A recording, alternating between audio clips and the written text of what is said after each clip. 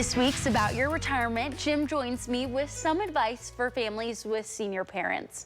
A viewer asks, Jim, you've talked about our older parents not driving at some point, but what about them not being able to live alone?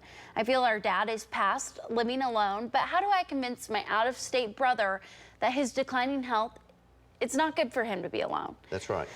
What should this person do? Well, it's a great question, and we get this question off and on, especially since we started talking about to drive or not to drive the past couple of weeks. So these other issues come up who are always going to be faced when you have an adult age loved one to have these discussions that sometimes aren't comfortable, like money. Today it's about living alone, and this is a big one. And so what we want to do is go through some points. I've got 3 of them that I know experience tells us has helped a lot of people, so we want to share those. But in this situation, brother living out of state, he does not see dad like she does several days a week. So it's time for a family meeting. And you must have an open and honest, let me say it again, open and honest family meeting where all the parties are together, especially with dad.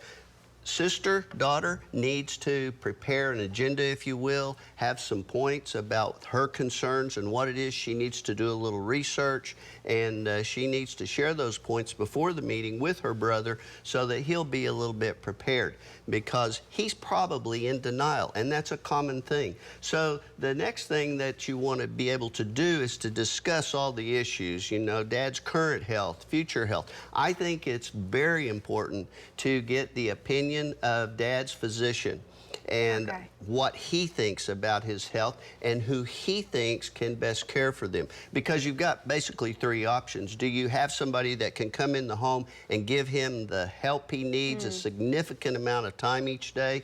Do you want to move dad in with you or another loved one? And if that's your choice, I've got more points that we'll do upcoming, because a lot of people choose that and they don't realize the responsibility that's there. But we don't have time to talk about that today. But the other option is, do they need to start researching, consider assisted living? How much care does he need? And I love it when people come early to Wellington Park and take a tour. Most of the time they want to meet Buddy, but they come and dad is there and gets to have a say in, where he lives, his future and everything. And so the other thing, powers of attorney, yes. There's financial, there's medical, those are things that need to be discussed.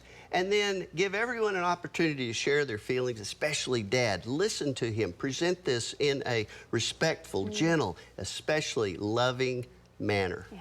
Of course, that's such great advice, and a loving manner, I think, goes a long way. You're doing this because you care. So thank you so much, Jim. And don't forget, you can get more retirement advice from Jim on news9.com/